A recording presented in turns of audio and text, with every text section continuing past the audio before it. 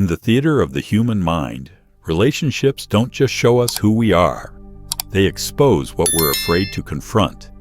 Some connections leave no trace but haunt like echoes. You replay them in silence, asking, what happened? Why did someone who once felt so near pull away without a word? Carl Jung reminds us we're not governed by logic alone. Our decisions come from deeper impulses we barely understand. When someone dreams of you but doesn't reach out, it's not always indifference. Often it's a battle within them waged in silence. The unconscious doesn't forget. It holds buried wounds and unspoken fears, and those shape how love unfolds or collapses. If someone thinks of you but stays silent, it may be their defenses, not their heart speaking. Before we go on, pause. Write one word in the comments: rebirth. Not for me, for you. As a declaration, letting go of who doesn't choose you isn't a loss, it's a return. To yourself, to your truth. Because rebirth isn't starting over. It's starting from wholeness. Now imagine this: you were never the problem. You were a mirror. Maybe your presence peeled back their mask. Maybe loving you meant feeling seen in a way they weren't ready for. Jung called it the shadow, the repressed self we refuse to face. And when someone grows up where love wounds more than it heals, closeness feels dangerous. Not because of you, but what you awaken in them. That's why silence isn't always absence. Sometimes it's survival. The body pulls away while the soul lingers. The mind says, stay away, but the heart won't rest. We think someone walks away at random, but usually it's when feelings deepen. That's when their unhealed past hijacks the present. That's when fear dresses up as logic. Many don't feel worthy of deep love, so they reject what they crave most. And if you felt that withdrawal, it's not proof that your love lacked. It's proof that the other person was overwhelmed by its depth. You may have stirred sleeping memories, lit up places they wanted to leave in the dark. Not everyone is ready for that kind of light.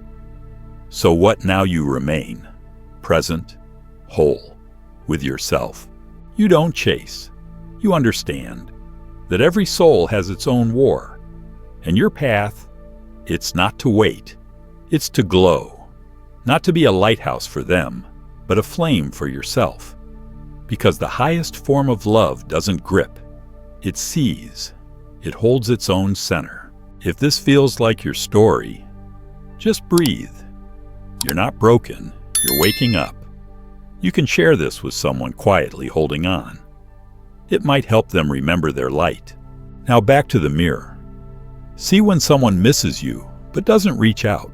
The mind assumes rejection, but the heart knows better. Jung said the soul hesitates where fear meets love. And in that hesitation, real transformation begins. The deeper question isn't why they left. It's why do I ache for their return? What need in me still believes someone else's love will complete me? This is the path of individuation, the journey of becoming whole. It's not about them. It's about the part of you that waits to be chosen, that equates silence with unworthiness. But real love doesn't arise from lack. It's born from fullness. If someone can't show up, it's not a sign of your failure. It's a mirror of where they are in their own journey. And here lies your choice. Will you cling to what pulls away, or choose presence within yourself? Will you lose yourself waiting or awaken? Suffering comes when we confuse desire with necessity, when we look outside for what must be born within. Because true transformation begins when we stop asking why they didn't come back and start asking why we needed them to. Accepting that someone isn't ready to love you back is painful, but freeing. In that surrender, expectation dissolves and wisdom rises. Jung said that love can only emerge when two people have already met themselves. If someone hasn't faced their shadows, they will project them onto you, and suddenly, you're not a partner, you're a battlefield. Maybe you've felt it, being blamed, misunderstood, burdened with feelings that were never yours. That's when mature love demands a sacred kind of strength, the courage to let go, not with bitterness, but with quiet reverence. You cannot awaken someone who refuses to see. Everyone has their own night, their own rhythm. So if they haven't chosen to face their darkness yet, the most loving act may be to keep walking. Yes, distance stings, silence burns, but betraying yourself to stay in a relationship that's unraveling hurts more. Jung said the soul evolves through conflict. Even the pain of absence can be alchemy fuel for self-discovery. So if you've walked away or are left behind, don't collapse. Return inward, because only those who've seen themselves clearly can offer love without fear. When someone thinks of you but stays silent, it's not a measure of your worth. It's a glimpse into their unspoken chaos. Their inability to hold what they feel has nothing to do with what you gave. Love is not a savior, it's a mirror. If you become someone's source of worth, you enter a cycle of emotional rescue, a role you can't maintain, because the love we seek outside often reflects the love we've yet to give ourselves. When they vanish, what echoes is older than them. It's the voice inside that says you're only lovable if they return. But you know better now. That's not love. That's memory of a wound, and that's where healing begins. Awakening begins when you stop asking, why don't they return, and start asking, why do I need them to? What in you still ties love to being chosen, wanted, validated? The absence isn't the enemy, it's the invitation, the portal into yourself.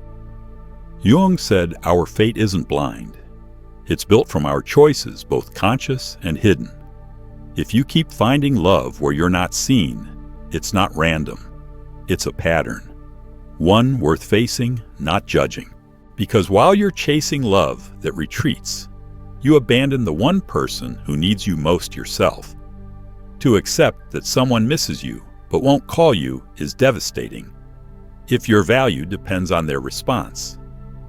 We've been taught that love means attention, action, presence. But sometimes love looks like absence.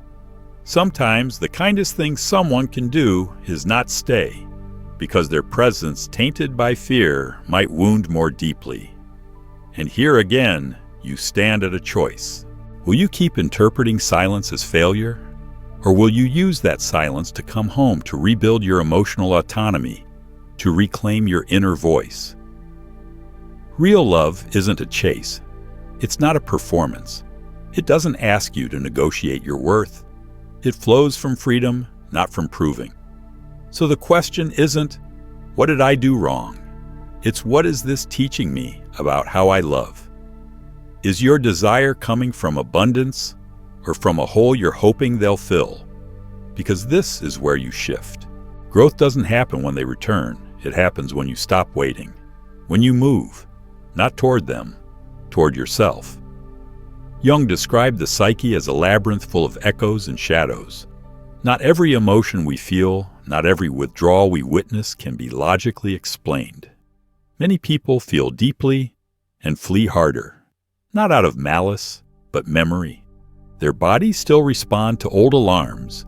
Love equals pain. Vulnerability equals danger. And while they might want to love differently, their system hasn't caught up. They protect themselves with silence. Not to hurt you, but because they haven't yet learned how to stay without breaking. And here's the truth. You can't deactivate someone else's alarm. Only they can, when they choose to face themselves, to look into their shadow instead of running from it. So if someone misses you but says nothing, let it reflect, not reject. You're not here to be a placeholder in someone's incomplete journey. You're here to evolve. Their absence doesn't mean you weren't enough. It means they weren't ready. And that's not a failure. It's a fact. The more grounded you become, the clearer this all appears. The pain is still there, but it no longer consumes you. It becomes a space, a place where clarity lives. Maybe they still think of you. Maybe your name echoes in places they don't admit. Maybe they feel you and still walk away. But that's not about you. That's about them and what they're still unable to hold. Jung warned, what we repress doesn't vanish, it hides. And from that shadow, it drives us. That's what avoidance really is, not coldness, but defense. An instinct to shield the self from repeating the past. People don't always withdraw from what they don't want. Often, they pull back from what they want too much because wanting means risk. Because opening means surrender. Because closeness revives the pain of loss. So silence. It may not be forgetfulness. It might be fear. Fear, not of you, but of what being near you demands of them. But the deeper question remains, why do you need their nearness to feel whole? What part of you still believes being chosen confirms your value? If their absence destabilizes you, if your heart fractures in their silence, then you're not only facing their fear, but your own. The fear of not being loved unless it's proven. And this is where it all turns. This is where individuation, the process of becoming whole, begins. Authentic love won't save you. It won't complete what you haven't yet claimed within yourself.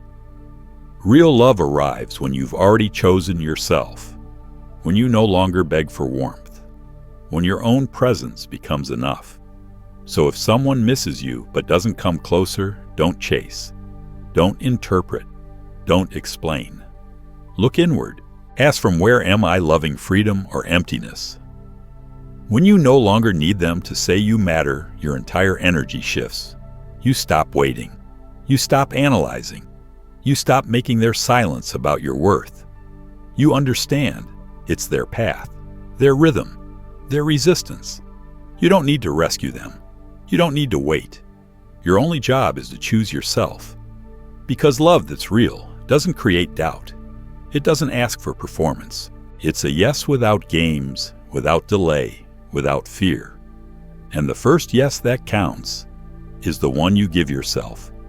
There comes a point on this soul path when letting go becomes an act of sacred clarity. Not because you stopped caring, but because you've stopped abandoning yourself. Letting go doesn't mean forgetting. It means trusting. Trusting that what's yours doesn't need chasing. That absence isn't punishment, it's redirection. If they can't walk beside you, it's not that you're too much. It's that they haven't yet learned how to walk with themselves. And once you heal the wound within, you stop attracting mirrors of that wound. That's the truth. The people who once reflected your ache disappear, because you no longer need them to tell you who you are. Until that wound is brought into light, the same lesson repeats new faces, same ache. But when you see it, truly see it, when you no longer beg, but bless the silence, the cycle ends. Suddenly you begin to meet people from a new frequency. People who don't need convincing to stay. People who don't hide behind fear. People who see you because you already see yourself. So if today you find yourself in the silence of someone who won't reach out, pause. This isn't a loss. It's a sacred window to feel, to realign, to rise. Maybe their silence didn't come to punish, but to awaken, to show you your strength, to reveal how much you've grown, and how much you still deserve when you stop proving and start being. Because love isn't begging. Love is standing so complete within yourself that everything arriving is a reflection, not a rescue. And here's the quiet truth, the one that changes everything. The moment you stop waiting, everything shifts. Not out of defeat, but awareness.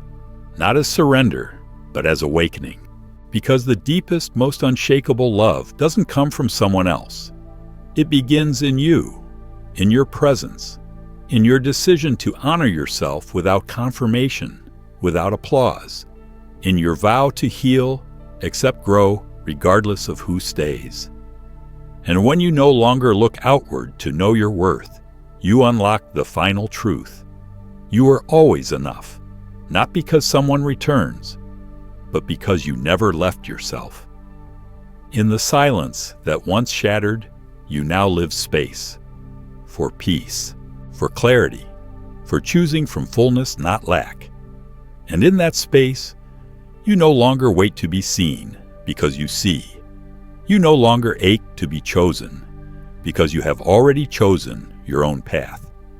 And only from that place can love finally meet you, not as a lifeline, but as a companion on the path you now walk with or without them. If this spoke to a part of you that's been quietly waiting, let that part breathe. You don't need to explain. Just be present. For yourself. That's where it begins.